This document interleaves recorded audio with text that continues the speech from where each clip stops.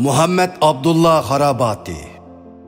Muhammed ibn Abdullah Harabati Hicriye 1047 Kurban Hayit günü, yani 1638 yılı 22 April Cüma'da Şarkı Türkistan'daki Aksoğ'a qarashliq Egerchi yezisining Çoğtal kentida tug'ilgan. Uning dadisining ismi Abdullah idi. Keyincha u Harabati taxallusi bilan shuhrat qozongan. Harabati tug'ilgan yili yozda Saidiya xonligining Qarishahar va Turpan rayonlarining bosh harbiy valisi Sultan Abdurashid xonning vafotidan 3 oy keyin tug'ilgan 12-o'g'li Abdurahim xon vafot bo'lgan edi. Shu yili kuzda Abdurahim xonning cho'ng o'g'li Abdullah xon Aqsudan lashkar tortib Yakandagi xonlik taxtiga qutuqliq o'ltirgan. Sultan Abdullah xonning taxtga chiqishi bilan tangla chorak asrdan beri taxt talashish kurashlarida vayron bo'lay degan Saidiya xonligining siyosiy vaziyati to'liq asliga kelib, har qaysi joylardagi o'z beshimchi xonzodilar va to'polonchilar butunlay tinchitilgan. Natijada Saidiya xonligi Sultan Said xondan toki 1615-yilgacha davom qilgan 101 yillik madaniyat gullanishidan keyingi yana bir qitimliq madaniyat gullanishini kutib olgan. Bu xil favqulodda oltin gullanish davri amdili dunyoga ko'z ochgan Harabati va uning davrdosh Uyg'ur bolalarga ilg'or ma'rif va yuqori darajalik ilmiy o'rinlarda ilm tahsil qilishni to'liq kapolatga ega qilgan. Shoir Harabati boshlang'ich va o'rta saviyalik ma'rifni Aqsudagi maktab va madrasalarda tamomlagan. Keyincha u Saidiya xonligidagi mashhur ilm bo'liqi bo'lmish Qashqar xonlik madrasasi va Buxorodagi oliy bilim yurtlariga berib, mazkur madrasalarda sharq adabiyoti, islom falsafasi, islom qonuni va logik qatorliq darslarni o'rgangan. Qashqar xonlik madrasasi 1300 yillik tarixga ega bo'lib, yuqorida tilga ilingan Sultan Abdullah xon davrida to'lima hashamat va shahona holatda necha hassi kengaytib silingandan keyin tarixning turli bo'ron chapqunlarini beshidan o'tkazib 2009-yili 13-iyundan 22-iyungacha to'liq chiqib tashlang'ichi bo'lgan 400 yilga yaqin vaqt ichida son-sanoqsiz vatanparvarlarni va qahramonlarni yetishtirib chiqqandan sirt, bu madrasa qurilgan davrlardan boshlab dunyoning har qaysi joylaridan kelgan olim, faylasuf, shoirlar ilm tahsil qiladigan O'rta Osiyo, hatto O'rta Sharq ellariga donq ketgan ilm yurti bo'lgan. Mazkur madrasa yana Uyg'urlarning mashhur olimi Yusuf Xos Hojib va Mahmud Qashqariyga o'xshash Uyg'urlarning faxrlik olim ulamolarga bilim bergan madrasa edi. Abdullah Harabati Buxoroda o'qiyotgan mezgilida islom fanlari sohasidagi har xil munozirlarda qarshi tarafni yengib chiqib, ustozlarining diqqatini qo'zg'agan edi. Hammaylar Qashqarda o'qigan bu yoshning ilmiy talantiga qo'l qo'yib, Qashqarga g'oyibona hurmat ko'rsatishgan edi.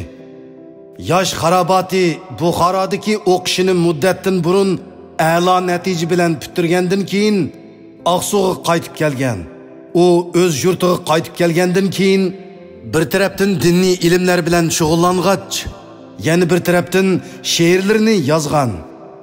Shuning bilan bir vaqtda u yana Saidiya xonligining Aqsudagi valisi Ismoil xonning alohida taklifi bilan Aqsu cho'ng jamiada imom va mudarris bo'lib ishlagan. Harabati o'zining mo'l bilimi va yuksak axloqi bilan kishilarning zo'r muhabbati va hurmatiga erishgan.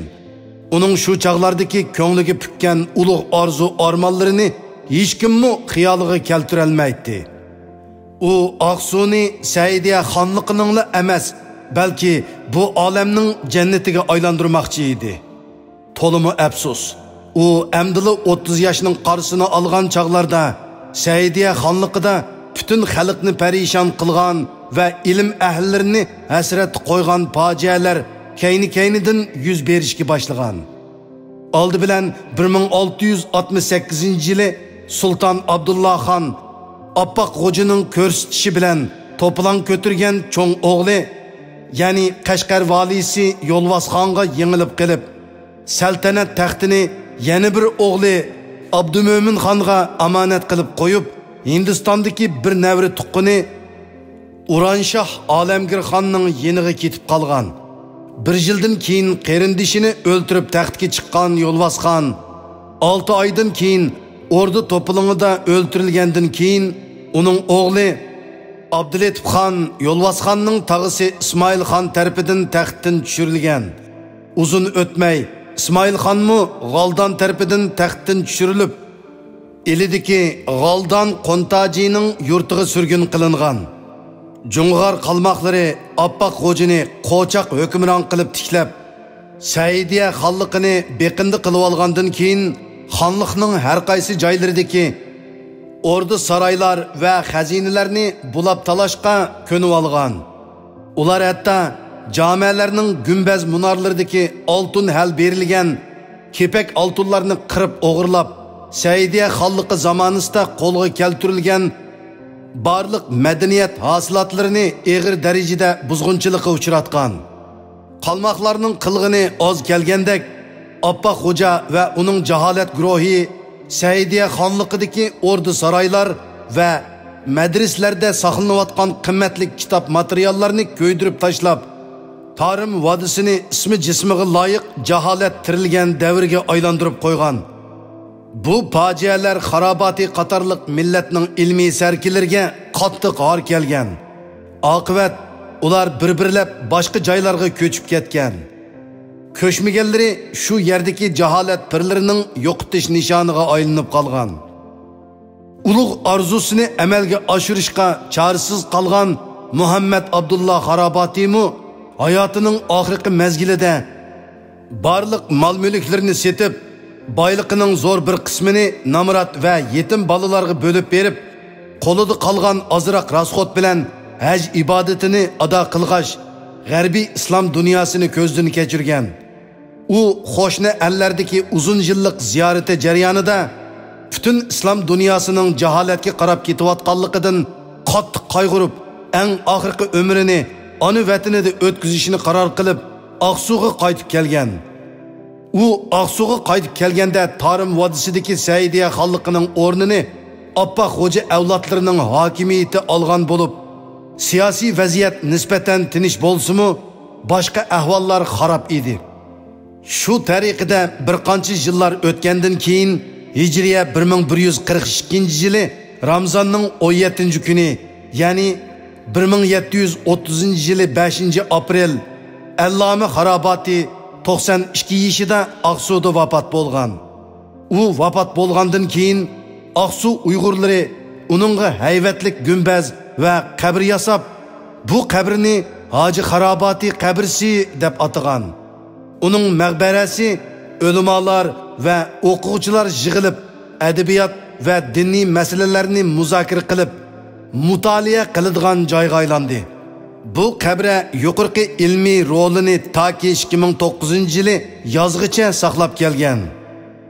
Abdullah Xarobati Sharqiy Turkistondagi Yarkent Saidiya xonliqining oxirgi davrida va Xo'jalar davrining birinchi davrida yashagan.